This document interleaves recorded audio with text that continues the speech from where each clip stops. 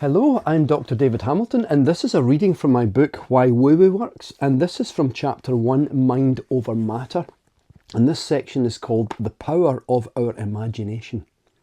To a large extent, the brain doesn't distinguish real from imaginary, and this underpins some aspects of the placebo effect. When you imagine that something is happening, it really is happening as far as your brain is concerned, and it releases the chemical substances necessary to confirm that what you're imagining is indeed real. One of my favourite scientific studies is affectionately known as the piano study. In 1995, Alvaro Pascal Leon, a professor of neurology at Harvard Medical School in the USA, asked a group of volunteers to play a sequence of 5 notes on a piano every day for 5 days. Each session involved playing notes for 2 hours, 1 note with each finger of the hand, moving up and down a scale of 5 notes. While the volunteers did this, a separate group did the same thing, only without a piano. They closed their eyes and imagined that they were playing the 5 notes in this way. This is called kinesthetic imagery, and it's where we recreate movement by vividly imagining how it feels to move. Each volunteer had a daily brain scan, and at the end of the 5 days, those who had played the notes on the piano had considerable changes in the brain region connected to their finger muscles. However, the same was true of the volunteers who imagined playing the notes.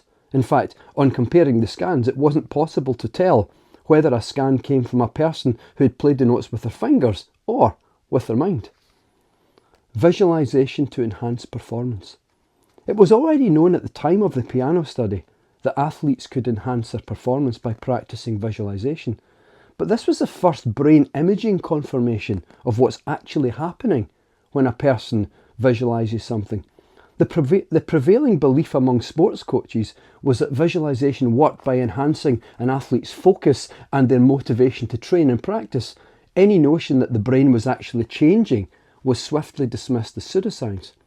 In the mid to late 90s, I served as a part-time athletics coach and manager of the junior, that is the under-20s, men's team of a large and very successful athletics club in Manchester in the UK.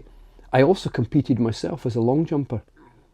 One day at a junior athletics event, a PE teacher told me about the time she met Ed Moses, the former 400 metres hurdles men's world record holder and multiple world and Olympic gold medalist.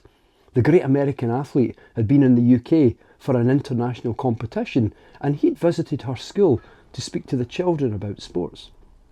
The following day at the meeting, the teacher watched as Moses' fellow athletes warmed up before the race, stretching and striding up and down the track, but she couldn't see him anywhere.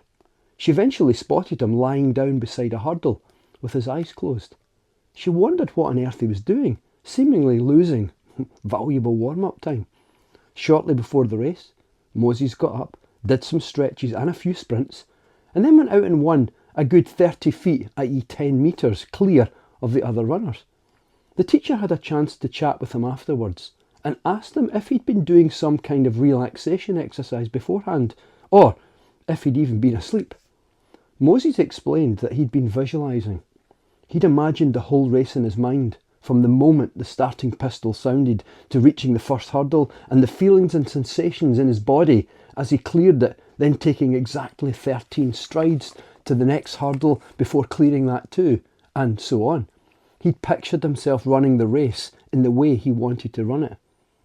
A few years later, I met the British athlete Sally Gunnell, also a former world and Olympic gold medalist and 400 metres hurdles women's world record holder, at a corporate event at which we were both speaking. Afterward, we chatted about visualisation because Sally had explained to the audience that 70% of winning an Olympic gold medal is mental, and that a large amount of her personal practice was visualisation.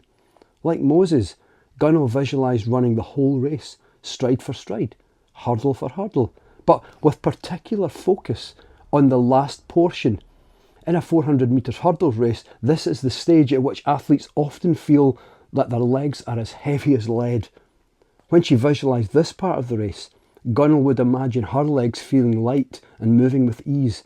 She would repetitively visualise running in a relaxed way, even if other athletes appeared to be catching up with her, something that typically causes athletes to tense up. Gunnell explained that she'd started doing visualisation work after finishing a disappointing 6th at the 1990 European Championships. When she won the Olympic 400 metres hurdles title in 1992 and broke the world record at the World Championships the following year, she was reaping great rewards from her mental practice. Practice plus visualisation.